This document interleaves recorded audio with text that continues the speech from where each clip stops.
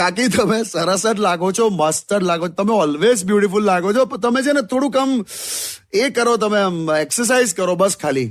અરે યાર શું કરું પણ? તમને સાચું કહું, તમે છે ને સાયકલિંગ કરો. સાયકલિંગ કરવાથી 100% તમારું બોડી ખાસું ઉતરી જશે એમ. અરે સાયકલિંગ કર્યું તું મેં 2 મહિના, પણ પછી કોઈ ફરક ના પડ્યો.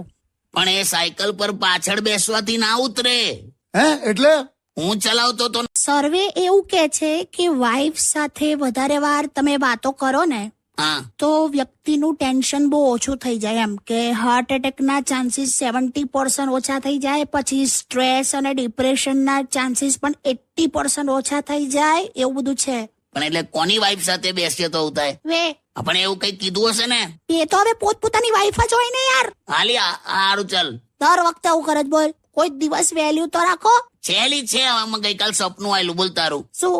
ગઈકાલે મેં તને સપનામાં જોઈ એમ? શું જોયું? કે આપણે છે ને આમ સમુદ્રમાં છે, આમ એકદમ મોટું તોફાન આવ્યું અને હું સમુદ્રમાં પડી ગયો. હાય હાય, પછી ત્યાં મને બચાવી લીધો એમ. સાચે? હા, અને પછી તું એવું બોલી કે 7 જન્મ સુધી તમારો સાથ નિભાઈશ. અરે વાહ. પછી આ સાંભળીને હું ફરી સમુદ્રમાં કૂદી ગયો એમ. મને સહેજ પણ હસવું ના આવ્યું. ઓકે, તો તને ના જ આવે ને, પણ હું ક્યાં હસું છું? તો આ છે ને જે મારી બોડી વધી છે ને, બધી તમારા લીધે જ વધી છે. ઓકે, એટલે મારા લીધે કેમ? લગ્ન થયાના અત્યાર સુધી તમે આમ છે ને, જયારે પણ હું જમવાનું બનાવું ને તો તમે ઓછું ખાવ છો અને સૌથી વધારે મને ખવડાવો છો કે લે ખા ખા ખા ખા કરીને મને જ ખવડાયા કરો છો. ક્યાં બાત હે કાકા. એમને પણ બહુ ગંદુ બનાવે છે જમવાનું એટલે. હાય હાય. હા, અચ્છા, એટલે તમે આજે મને ખવડાય કરો છો એ હું ખરાબ બનાવું છું એટલે ખવડાવો છો? તો તને શું લાગ્યું? મને આમ કે બધું આટલો બધો પ્રેમ છે મારા માટે. હોતું હશે. છે ને, બહુ ખરાબ માણસ. તું તને કહું, લગ્ન પહેલા આખું ખાનદાન છોકરી જોવા જાય, લગ્ન પછી છોકરી આખા ખાનદાન ને જોઈ લે.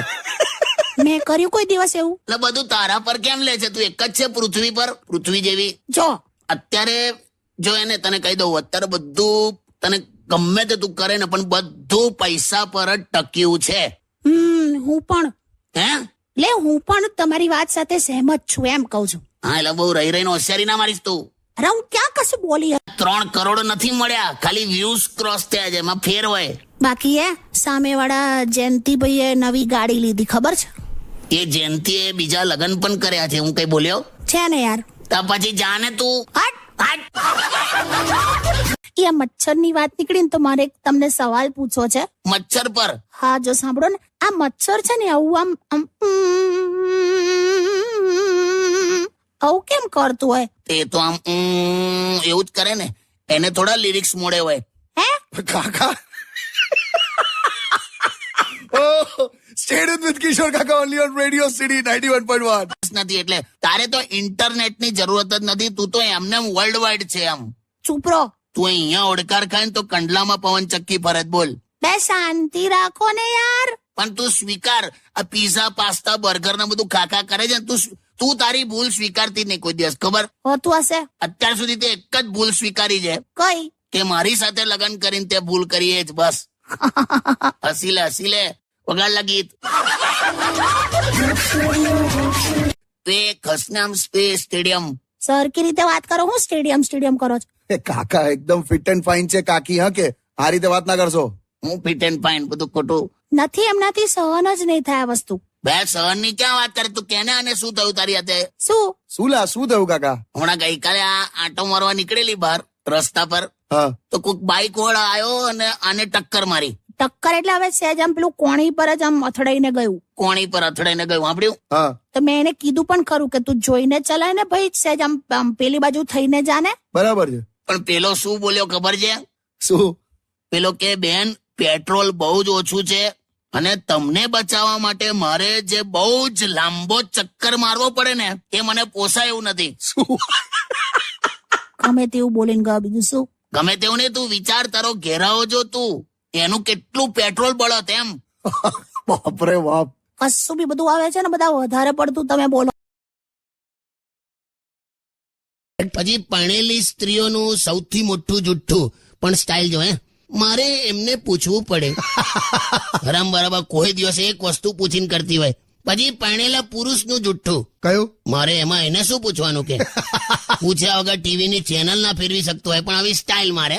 બીજી એક સ્ટાઇલ છે એમ. આપણે ધારો કે ફોરેનમાં કોઈને ગિફ્ટ આપીએ તો એ શું કે થેન્ક યુ. આપડી ત્યાં શું કે ખબર છે? અરે આની શું જરૂર હતી કરીને લઈ લે આખી ગિફ્ટ. એક છોકરીને મળવા જઉં છું હવે, પણ આમ એકદમ આમ ખુલીને બોલતી નથી કે આઈ લવ યુ. એ એવું છે ભઈલું, છોકરીઓ ક્યારે બોલે નહીં, આમ ખાલી આમ અહેસાસ કરાવે. લવ નો અહેસાસ જરૂરી છે, લવ નહીં. આ તો એવી વાત થઈ ગઈ જાણે કોલ્ડ ડ્રિંક હોય ને, કોલ્ડ ડ્રિંક એની ઝેરોક્સ કઢાઈ લેવાની અને કહો લો હવે મજા કરો, અહેસાસ કરો, અહેસાસ. ચાલ હવે ચાલ.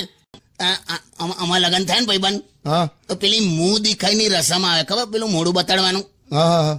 તો મારી ફોઈએ આને 1000 રૂપિયા આપ્યા મું દેખાઈના. તો પછી આનું મોઢું જોયું ને, 995 પાછા માંગી લીધા. 5 રૂપિયાનું મોઢું છે આનું. બસ હવે રેડિયો સિટી જોક સ્ટુડિયોમાં આપનું સ્વાગત છે. કિશોર કાકા આપણી સાથે જ બેઠા છે.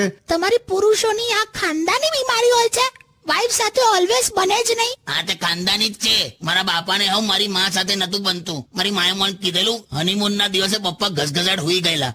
કશે બહાર ફરવા તો નથી લઈ જતા, એટલીસ્ટ ઘરે તો જઈએ. માર્યો ટોન્ટ માર્યો તે. લા પણ લઈ જાઓ ને કાકા, ખંડાલા લઈ જાઓ એમને કાકીને વરસાદમાં ફ્લાઇટમાં બેસાડીને. ફ્લાઇટમાં હો આને તો કાર્ગોમાં જ નાખે ને. શું કાર્ગોમાં નાખે? તું અને હાથી એક જ તળાવમાં નાતા હતા એવું મને ગામ વાળાઓએ કીધેલું. પછી તું નથી ખેંચાઈ એટલે હાથીને બહાર કાઢેલો. નહીં બોલું હવે તમારી સાથે કશું, હું કોઈ દિવસ નહીં બોલું. એવું ના કરાવે હોય. ના.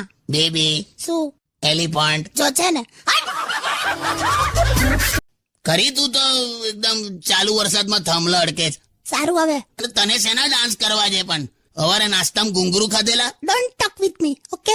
ભઈલું તું મને લઈ જજે ને બાઇક પર. હા લઈ જજે, 28 સવારીનો મેમો ફાટશે. હાટ. બાપા ગમતા માં બાપા કરે ને, જન્મ વખતે પપ્પાનું વકીલની વાઈફ સાથે લફડું હતું તઈ જ હોસ્પિટલમાં. હવે વિચાર કરું, હું તઈ જ જન્મી ગયો હોત એ વાળા ખાટલા પર તો.